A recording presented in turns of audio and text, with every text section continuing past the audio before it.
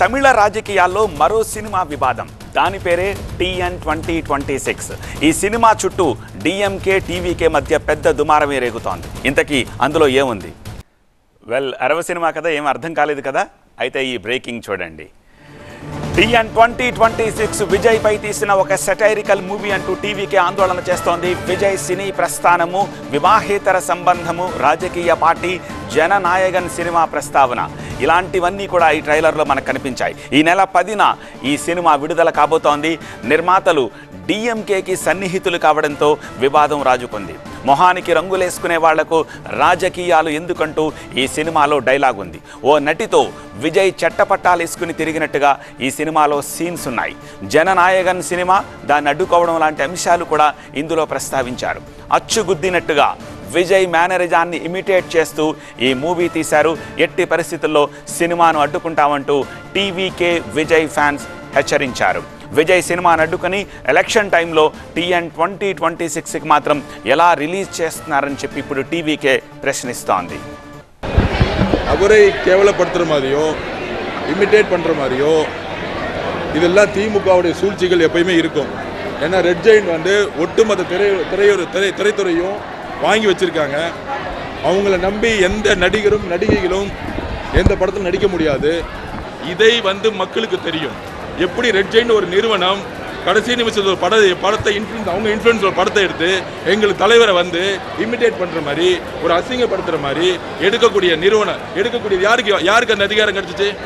அரசியல் ரீதியாக படம் எடுக்கக்கூடாதுன்னா, ஜனநாயகத்தை இப்போ ரிலீஸ் பண்ண முடியாது அப்படின்னா, தேர்தல் கமிஷன் போடணும்னா ஒரு அரசியல் படம் எப்படி ரிலீஸ் ஆகும்? இப்போ பிஜேபியும் திமுகவும் சேர்ந்துக்கிட்டு இது பண்ணுறது தெரியுது அவங்களுக்கு.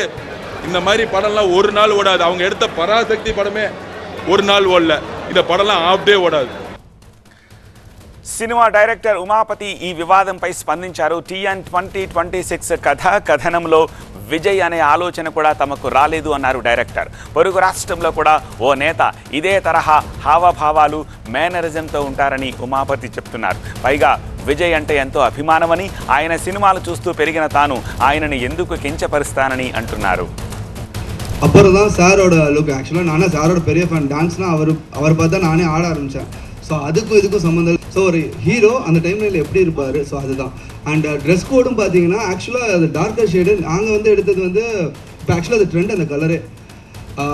வேறு மாநிலத்தில் ஒரு லீடர் அந்த ட்ரெஸ் தான் போட்டிருக்காரு. அது உங்களுக்கு தெரியும்னு நினைக்கிறேன். ஸோ அதை தான் நம்ம எடுத்தோம். சத்தியமாக சொல்கிறோம், அவர் డీఫేమ్ பண்ண, நான் திருப்பி சொல்கிறேன், அவர் సింగం, யாராலையும் డీఫేమ్ பண்ண முடியாது. మరింత సమాచారం అందించేందుకు మా ప్రతినిధి మురళి మనకి లైవ్లో సిద్ధంగా ఉన్నారు. మురళి, నో డౌట్ ఒక ఎజెండాతో తీసినట్టుగా స్పష్టంగా తెలుస్తోంది, కానీ డైరెక్టర్ అలా చెప్పట్లేదు. బట్ ఈ సినిమా రిలీజ్ ఉంటుందా ఉండదా? సెన్సార్ బోర్డు TN 2026 మాత్రం ఎందుకు అబ్జెక్షన్ చెప్పట్లేదు? ఒకవేళ లేకపోతే యూట్యూబ్ రిలీజ్ తోటి ముందుకు వెళ్ళాలని అనుకుంటున్నారా? ఏం జరుగుతోంది?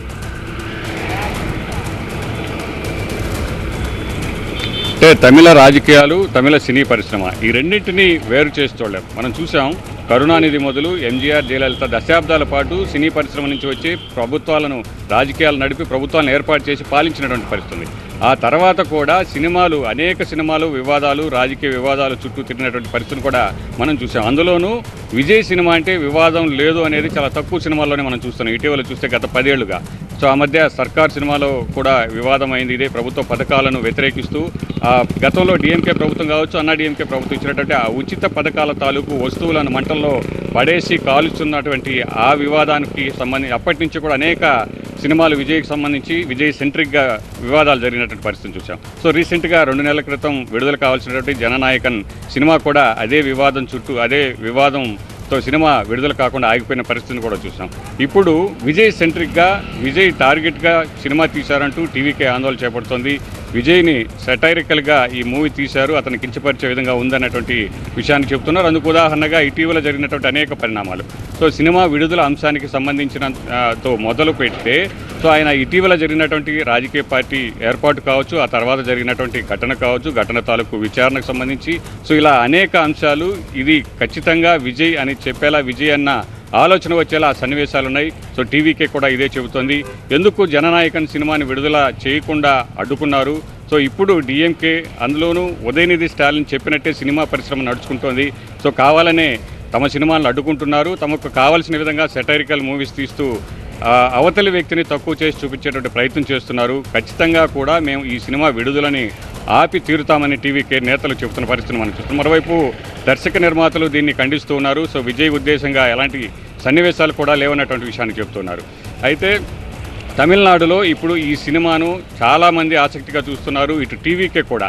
సో ఏ విధంగా టార్గెట్ చేశారు, ఏం టార్గెట్ చేశారు, ఎలా చూపించాడో తమ అభిమాన నాయకుడిని అని చూడాలని కూడా టీవీకే నేతలు ఆతృతగా ఉంటే, విజయ్ని వ్యతిరేకిస్తున్నటువంటి వారు కూడా ఈ సినిమాపై ఆసక్తికరంగా ఎదురు చూస్తున్న పరిస్థితిని కూడా మనం చూస్తున్నాం. మరోవైపు సాధారణ సినిమా ప్రేక్షకులు కూడా ఈ ఎన్నికలు జరుగుతున్నటువంటి వేళ ఈ సెటైరికల్ మూవీని ఆసక్తికరంగా చూస్తున్నారు. ఈ నెల 10న సినిమా విడుదల కాబోతున్నట్టు సినిమా యూనిట్ నుంచి మనకు వచ్చినటువంటి సమాచారం.